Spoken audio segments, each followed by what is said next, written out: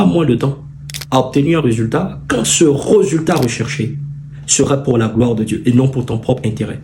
Shalom, que Dieu te bénisse. Bienvenue à Dabar encore une fois.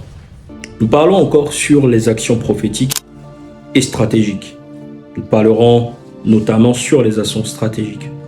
Je te propose que nous lisons rapidement 1 Samuel chapitre 1, verset 11, une histoire que tu connais sans doute.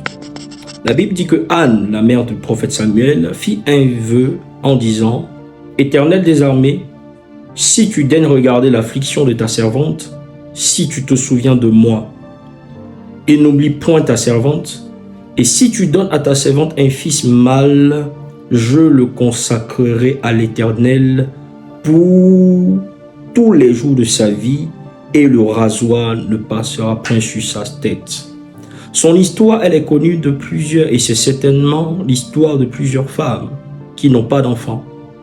Mais l'histoire d'Anne était encore plus compliquée car elle avait une coépouse qui en avait. C'est-à-dire qu'elle ne pouvait pas donner d'enfants, mais à contrario, sa coépouse se moquait d'elle parce qu'elle avait la possibilité de donner des enfants. Et Anne est allée plusieurs fois à Silo, dans la présence de Dieu, chercher Dieu, se lamenter, pleurer, mais n'avait pas de résultat. Lorsque elle a prié différemment, Dieu lui a répondu. Pourquoi? Parce que Anne a orienté sa prière de façon stratégique. Elle avait perçu que Dieu avait besoin en ce moment précis d'un prophète sur la terre, un prophète en Israël, un prophète à Shilo. Lorsqu'elle a demandé à Dieu un fils qui lui serait consacré, la prière d'Anne a trouvé un exaucement parce que les besoins de Dieu ont fini par correspondre avec les besoins d'Anne.